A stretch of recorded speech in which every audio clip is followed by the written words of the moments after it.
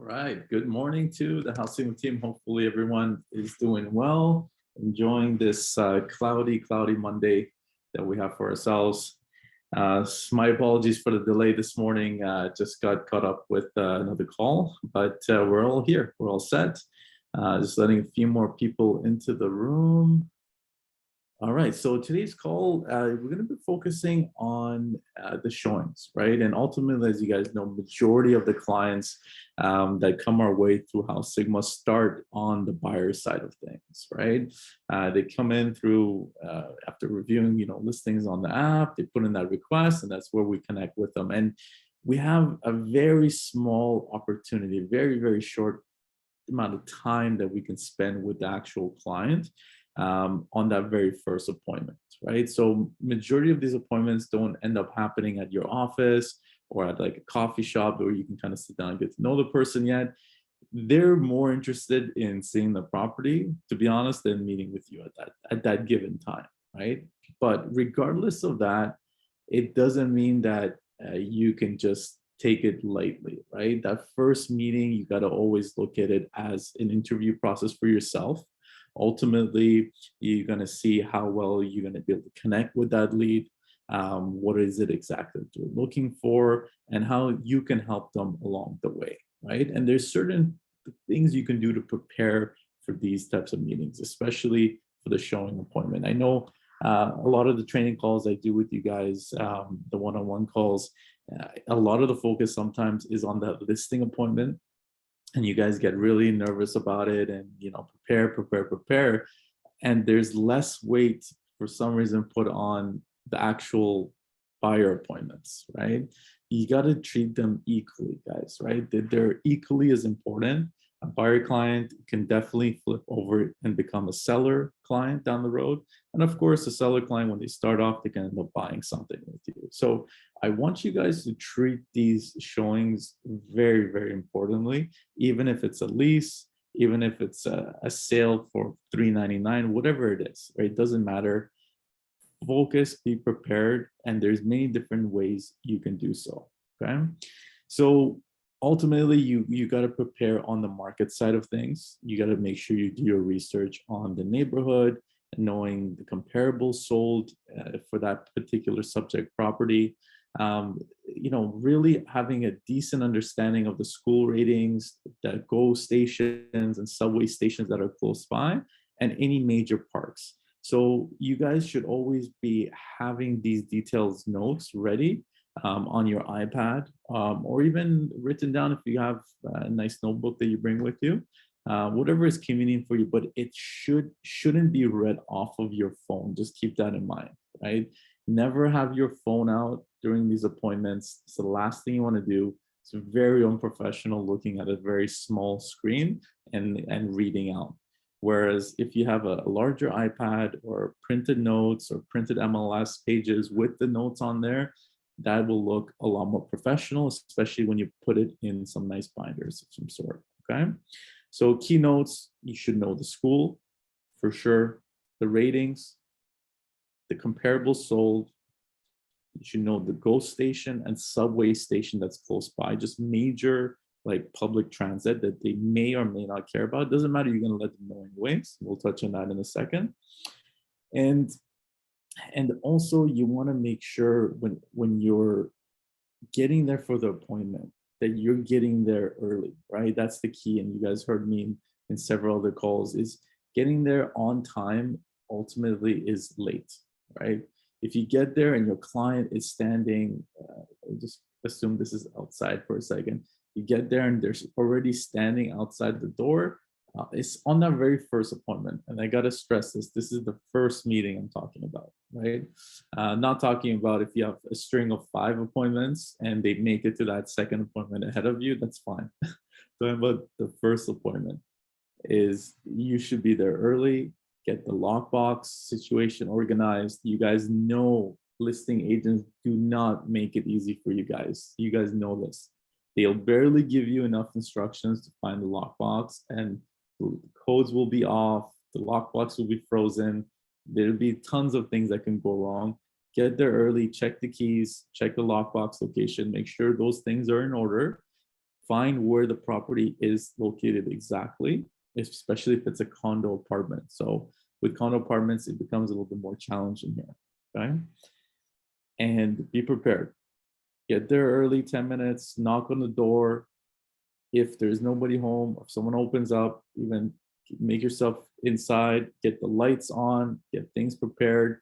And at that point is when you want to message the client, just letting them know that you're at the property inside and they can come in when they arrive, okay? If there's any tips that you can provide to them on parking, definitely do so, right? Especially if it's condo apartments or condo towns, guide them to where the visitor parking could be and where the street parking could be, and if there's any cost related to it, okay? You guys can even snap a couple of pictures if you feel like they're going to get lost or anything can affect the showing in a negative matter. Get ahead of that. So I always take a couple of pictures of where the potential parking could be around the building or around the condo townhouse, and I'll fire that off to them as well, okay? These little things are what will add up to building that trust with that client and really just building that connection, okay? So when they do arrive at the property, if you want to greet them right at the door, usually, as I know that I watch to see if they're approaching, especially if I'm, let's say, waiting in the condo lobby or at the detached or semi-detached house, I'll see them through the windows. I'll make sure the door is nice and open, big smile, welcoming them, asking them about their day, and getting that showing started, right? So the first step is done as cleanly as possible. You're not fumbling with keys, you're not putting keys in door locks or to get them open. You got everything set for them. They're just coming right into the house, okay? And this is where the construction and renovation training videos, I stress over and over and over again why it's so important for you guys to really master the property itself. Like, what is it exactly that you're showing, right? Our truly our top producers on the team really have that narrowed down, where when they walk through a property, they can really describe what is it that they're looking at, right? The type of floorings that they're looking at, for instance, if it's a laminate or hardwood, differences between them, right? Between a solid hardwood, an engineered hardwood, and the cost breakdown involved, okay? So I do have a very detailed video on this, on the construction and renovation review. So I encourage you guys to go through it and review it. But today, we're just touching on these items on the showing aspect. So when you meet with these clients the first time, you want to start by reading the room. See what type of client are you dealing with, right? You'll have clients that are extremely talkative, right? That want to do most of the talking. You'll have clients that are, very laid back and just want to kind of hear you out and see how you're gonna show the property itself. Either way, on both ends of the spectrum, you want to still be the one taking charge and leading them through the property, right? One step ahead of them, always. The last thing you want to do is just stand to the side or stand in the kitchen and let them just go through the house without you kind of saying a word or putting any of your own personal input here, okay? As showings go on with that same client, you will have a better understanding of how involved you're going to be in those showings. But in that first appointment, regardless, it's incredibly important that you're taking the charge, taking the lead, and giving input and strong input on what you're seeing and how you feel about the product, okay? The property itself ultimately is a product, and you have to break it down for the client, right? So flooring is a major part of it. 3 or 4 main types of flooring you're going to deal with. It's going to be either laminate, engineered hardwood, solid hardwood, or a porcelain tile, okay? You want to talk about the pros and cons of whatever that is there. And if it's in a really bad shape, don't be afraid about just letting them know the cost breakdown of what it would be to actually replace that flooring. So rule of thumb, if you guys want to take some quick notes here, rule of thumb, is your demolition cost is going to be $2 per square foot. Your install cost is going to be $2 per square foot when we're talking about laminate, engineered hardwood, and hardwood. Okay. The material cost can range anywhere from $3 to $4 to $10 to $15, depending on the type. So solid hardwood will be in that higher range. Laminate will be on the lower range. Okay. And then the pros and cons of each, just quick notes here. Laminate will be more water resistant and more scratch resistant and stain resistant as well. On the flip side, there will be quite a bit of hollow spots that you will find as you're walking on a laminate floor. So it's not as sturdy and strong as solid hardwood or engineered hardwood. Okay. So the appeal of engineered hardwood and solid hardwood is that it's real wood, and it comes in, of course, a variety of finishes. The feel is very strong and sturdy on the foot. And with solid hardwood, you have the opportunity to refinish the floors. So as maybe 10 years has gone by and you've seen scratches and stains all everywhere, you are able to resand and refinish the floors. So that is an option when it's solid hardwood. Okay. And if you guys want to learn the difference between those items and how to tell, go to your local shop, flooring shop. They'll have every piece of these items there for you to see. Take your pictures, feel them out, and start learning the differences between this. Like, look how much space the flooring takes here, right? It's such a major component of the property. You should know about it, okay? Other things you can touch on, right? Things like crown molding or wainscoting, right? These are nice trim features that have been added. And if you're able to use these words that they may or may have not heard before, again, it really showcases your knowledge about the property, right? Many of your buyers more than likely have no idea what wainscoting is, right? Or any type of wall paneling. They may have heard of crown molding or baseboards before. That's pretty common.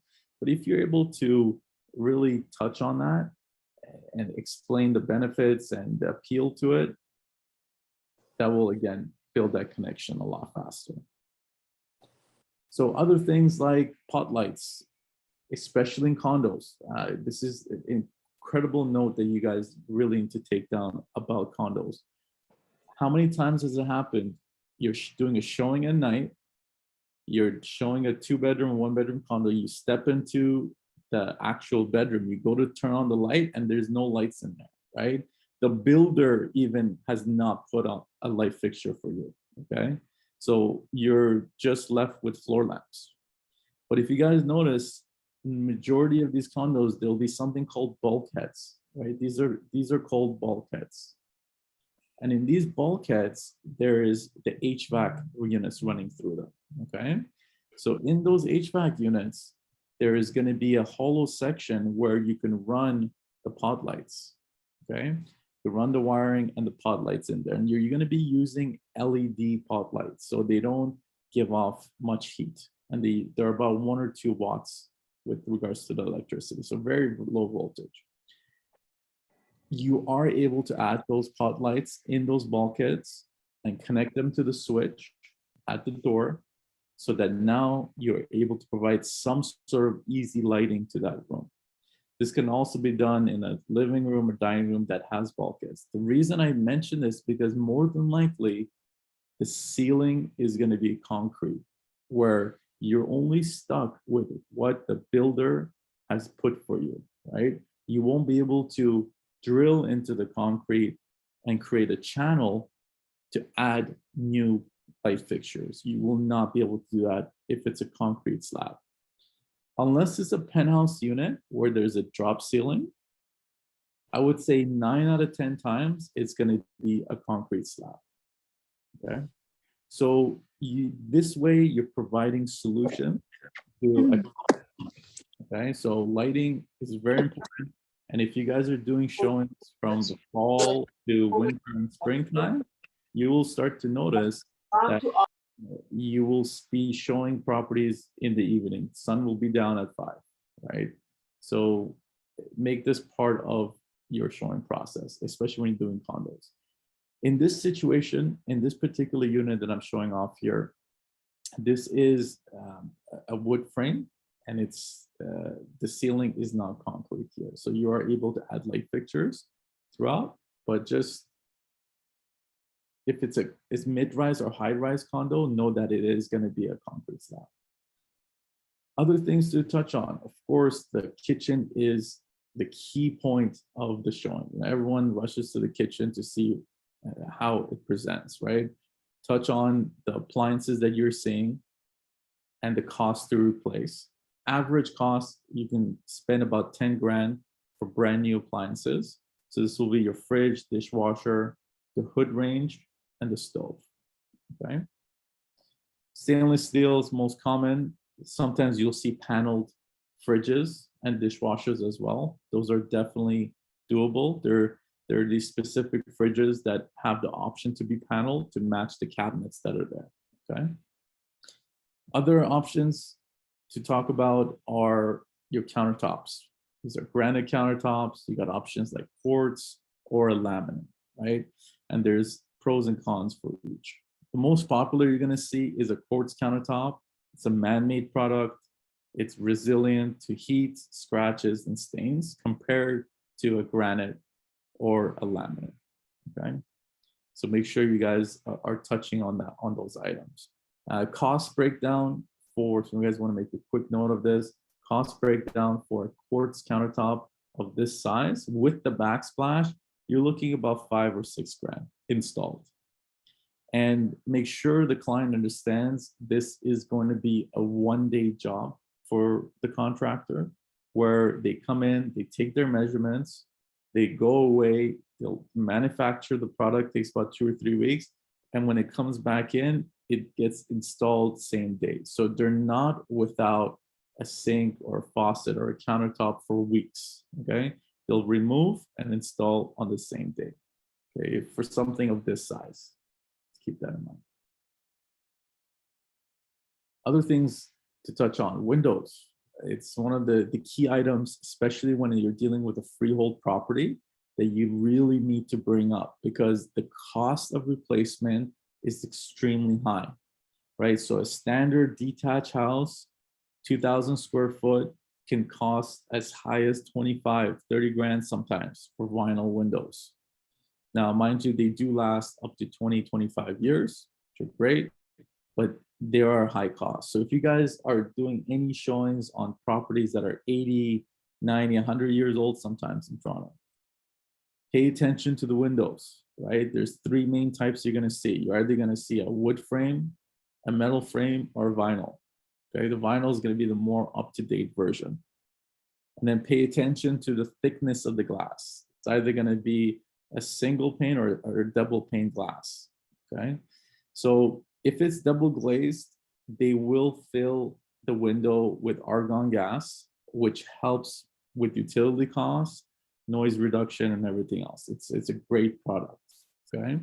So you'll notice when you're doing showings at condos next to, let's say, a highway or just a busy intersection with the doors closed, you rarely hear any noise, right?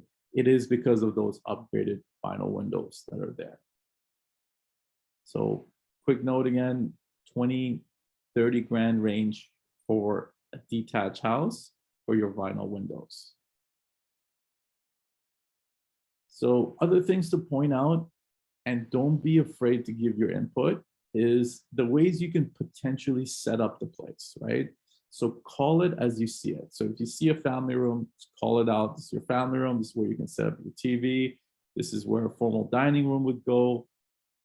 If it's an awkward setup where you really don't know where things may go, don't be afraid to bring it up.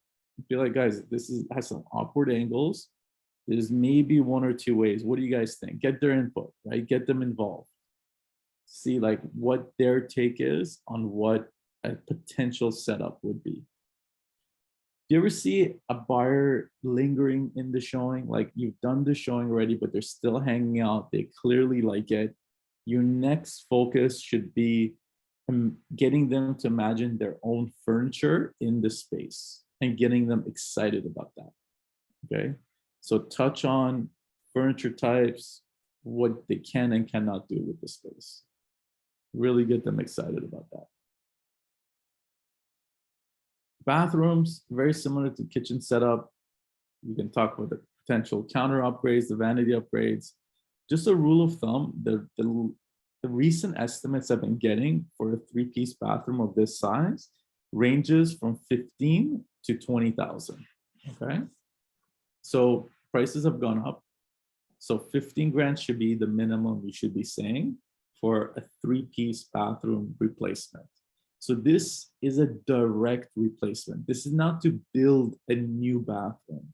So what this means is they're removing this vanity, putting a new vanity in. They're removing the mirror, putting a new mirror. Same with the light fixtures, same with the flooring, same with the tub and the toilet.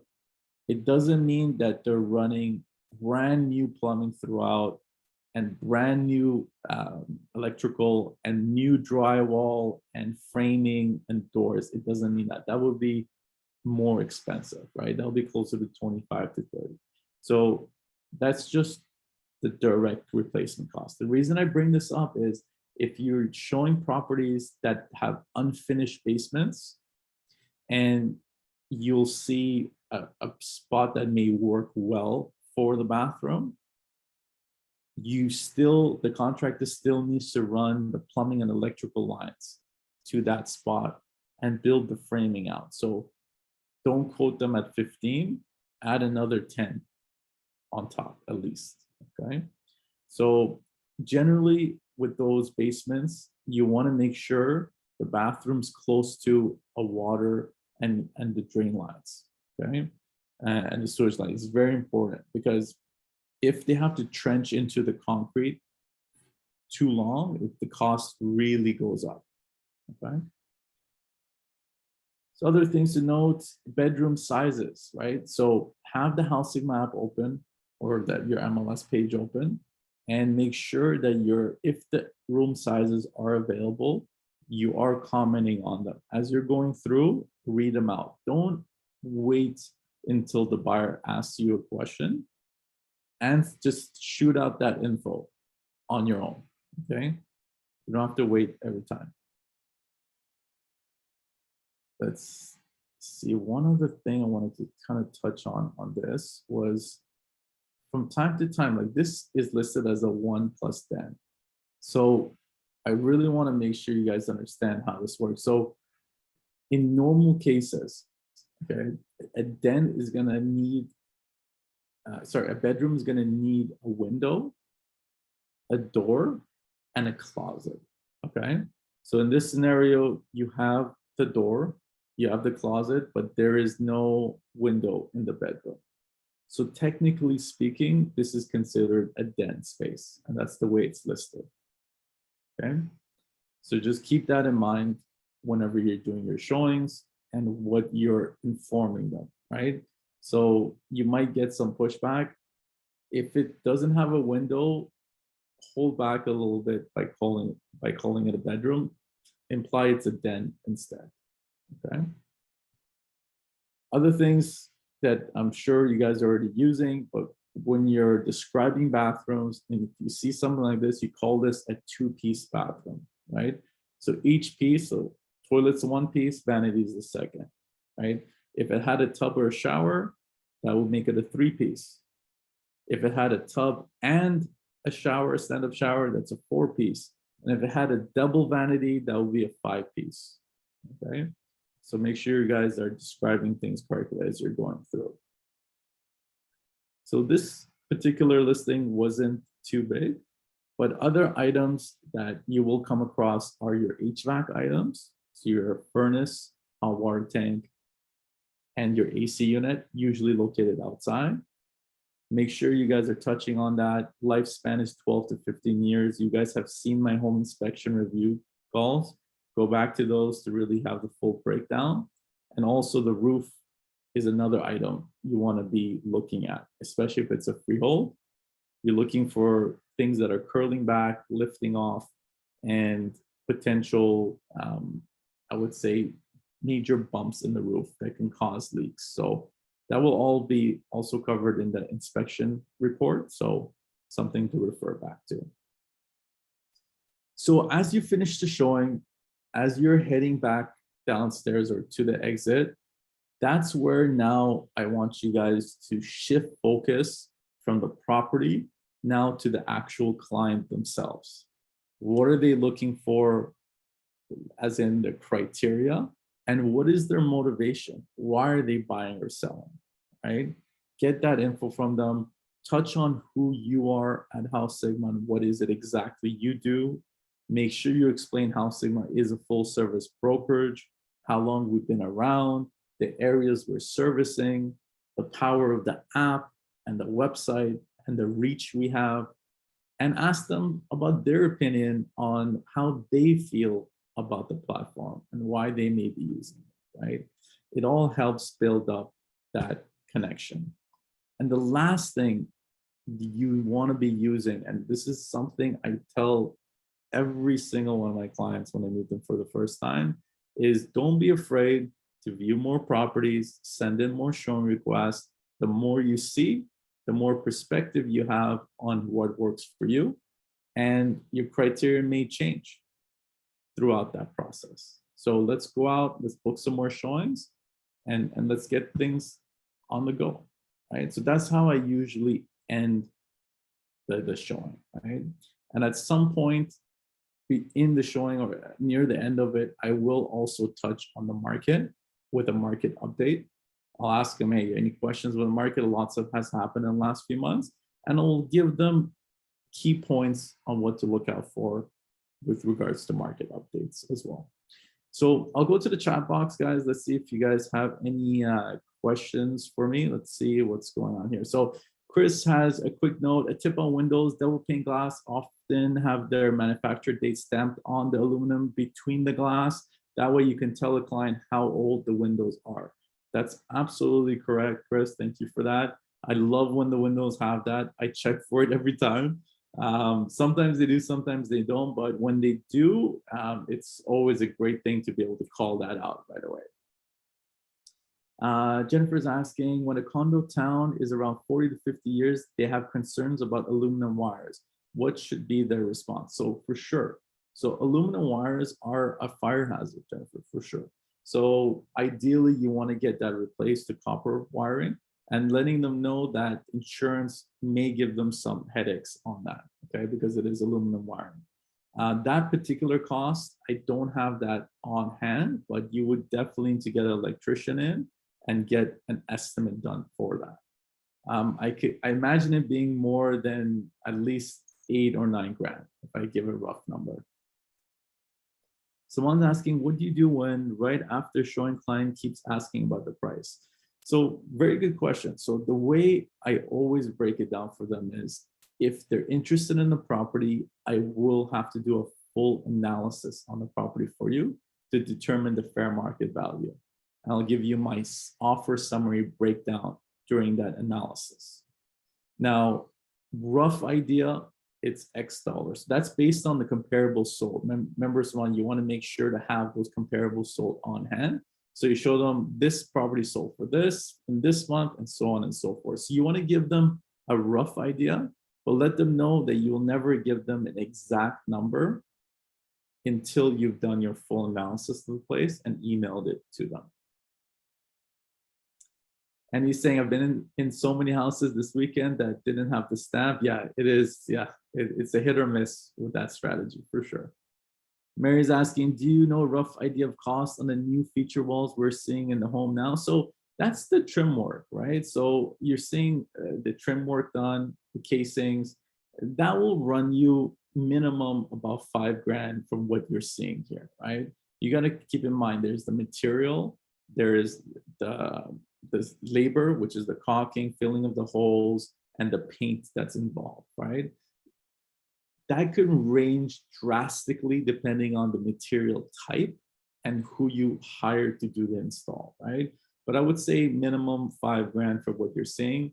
Material types can be MDF or solid wood. Generally, MDF is a lot cheaper, so it really depends, but on a minimum about 5 grand there. And Faison's asking, a common question I encounter is how much would it cost to have a basement finished with drywall, ceiling, and pot lights, no 3-piece or kitchen? Let's assume for a house which is around 2,000 square feet above grade. Great question.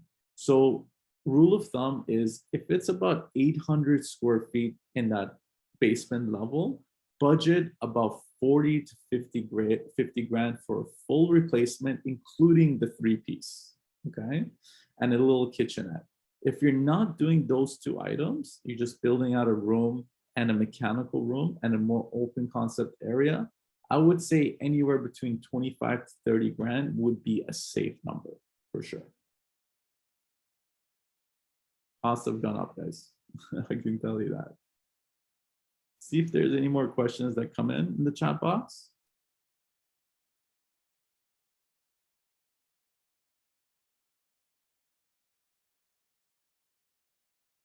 All right. Seems like it's all clear. Hope you guys enjoyed the call. Okay, Chris, are there any other prepared documents? So Chris, I actually don't bring any documents with me. Everything's on an iPad, right? So the way I have it is I have tabs open where I have each listing that I'm showing on House Sigma open. And I have a notepad also on the iPad open. And on the iPad for that particular listing, the notes I have is the age of the property, the comp sold, what I think the rough fair market value of the property is going to be, the brokerage remarks, whether it's owner or tenant or vacant, and whatever the possession remarks are as well. And any other key details that I had previously noted that I saw in the description. So if the roof was noted or the HVAC items were upgraded, I'll just take key notes of that. But I don't hand them anything personally, not after the whole COVID situation. I kind of keep it all electronic.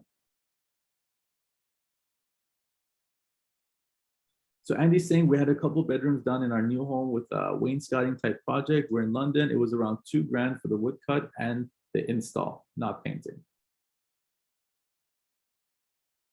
And yes, Jennifer, that's correct. I just go straight off of the House Sigma school information.